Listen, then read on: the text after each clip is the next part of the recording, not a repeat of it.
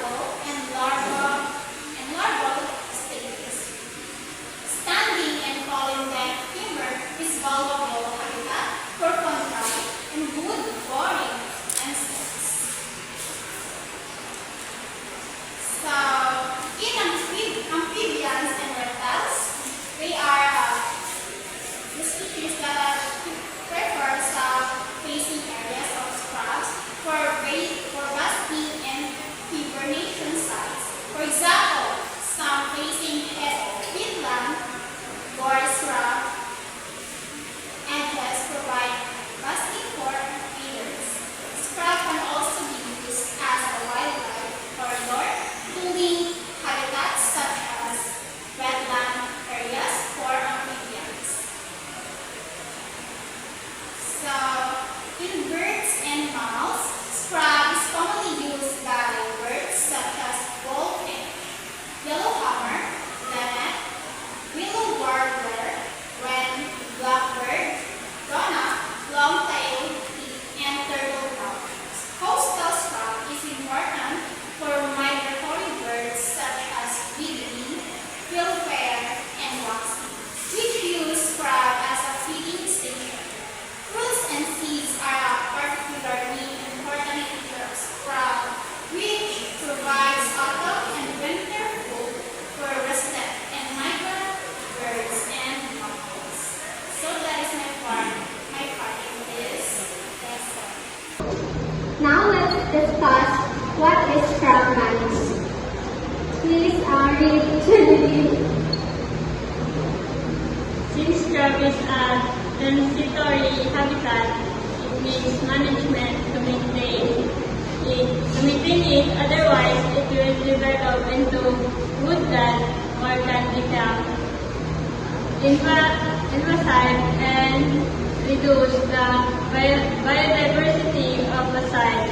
Initially, it is important to look at the site and plan how it is going to be managed to ensure a balance with other features of the site, such as open habitat, species of conservation importance, or geological features.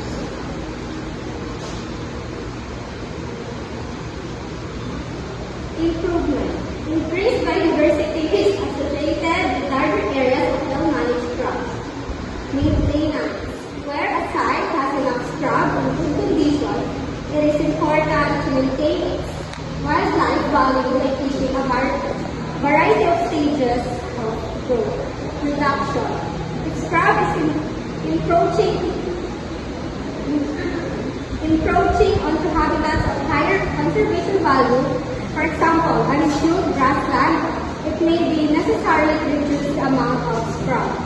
And last is eradication, where scrub composition is predominantly invasive or non-native species and is damaging other habitats further.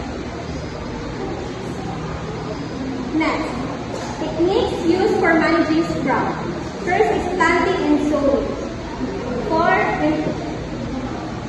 Natural regeneration should encourage, but for quick result, plants with weeds of local provenance and from a sustainable source. Second is manual or machinery. For improvement, maintenance, reduction, or eradication. Whether hand tools or large-scale machinery is used for scrub management will depend on the extent of the scrub and site ground conditions.